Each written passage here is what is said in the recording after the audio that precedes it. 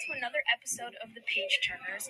Today your hosts, Rama, London, Christopher, and Lincoln are discussing this marvelous mystery novel, Bellweather Rhapsody by Kate Racula. From all the references to music, all the crimes committed, and the episodic way the story is told from day to day, this story is surely a page-turner. Now, without further ado, let's move into our short story summary, or SSS for short. We start our story off with the prelude, which introduces us to a founding event of the story, a murder-suicide in room 712 at the Hotel Bellweather located in Clinton's Kill, New York, witnessed by a young Minnie Graves who was traumatized by the event. We jump forward 15 years later to Statewide, an annual music festival where the top students perform and practice in the hotel. We have a couple of main characters introduced to us, the twins Alice and Bertram, nicknamed Rabbit Hatmaker, Jill Ficelli, the prodigy daughter of Viola, Natalie Wilson, the twins' chaperone, and Fisher Brody, a German conductor with an attitude.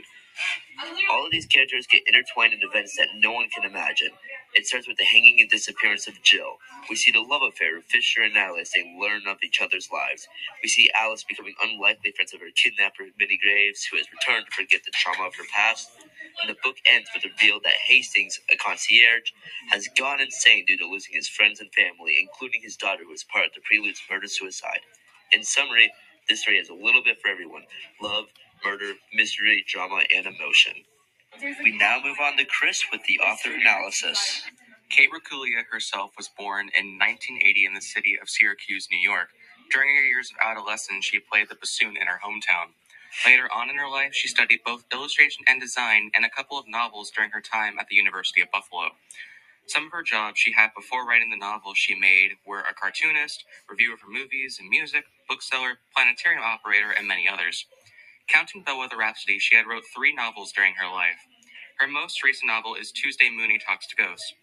Also sometimes referred to as Tuesday Mooney Wore Black, this humor and mystery novel centers around a billionaire's death, inviting a hunt for all of his fortune to take place, open to all in Boston, with Tuesday Mooney herself tries to join with friends after gaining interest. The other novel Kate wrote is This Must Be the Place.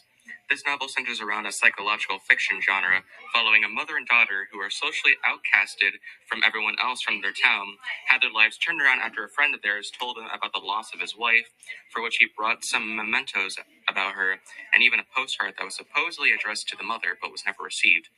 Her novels have mainly positive reviews, as suggested in the next topic we'll get into shortly. Bellweather Rhapsody won an Alex Award, which is awarded to books and novels usually written for adults that are centered around young adults, and This Must Be the Place has been pronounced as a must-read book. Speaking of book reviews, here's a book review for Bellweather Rhapsody. Book Riot says, a deft mix of horror, high school drama, locked door mystery, or rather locked hotel mystery, twin seeking twin closeness, adult and teen romance, and some truly adult violence and guilt. At its heart, Bellweather Rhapsody is about talent. What it means to have it, what it means to lose it, if that's possible, how on earth you're supposed to wield a magic you can barely understand before you're even old enough to drive, and what kind of adult you might turn out to be if you fail. Now, what do we think about this book review? I'd definitely say that book review was pretty on the mark. I mean, it definitely captured what the book was all about. One thing I will mention about it is that it said before they're even old enough to drive, but Alice and Rabbit are both seniors in high school, which means that they're like 17, 18. So the only person who can't drive in this book, who's a main kind of character, is Jill. Yeah. But that's just more nitpicky.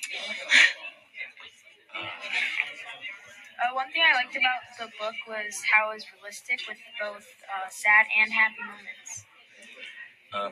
One thing I liked about it too is that it kind of changes a little bit. We get to how the characters' origin stories, quote unquote, were, and we also got to see connections between some of the characters in the hotel as well. And it really does stand out to me a little bit knowing about other characters. It was definitely quite the emotional roller coaster, and I love how she did the backstories, because it felt like they were telling you a story and you were in that.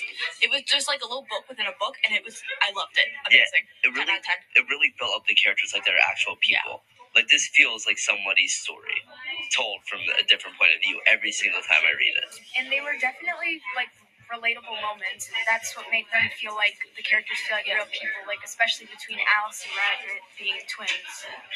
Like normally in books, I don't really feel empathy towards the characters because that's just how I am. But in this book, I felt like I was the characters. Like I felt so bad for them, and I was like along the roller coaster with them. It was chef's kiss. Yeah, they really went through it. Yeah, they did. I mean, the very ending when the whole hotel was almost just drowned, that was unexpected. So, like, what would you guys rate this book on a scale of 1 to 10? I'd probably give it maybe around, 11. I could see that. Maybe, 10 out of 10, maybe above 10, perhaps. Yes, this book was very good. I'd definitely give it a 10 out of 10. Would read again. Definitely.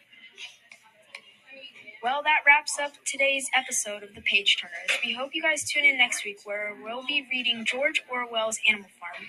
Or maybe you'll listen to last week's review of A Separate Piece by John Knowles. But that's all, so have a nice day and read on.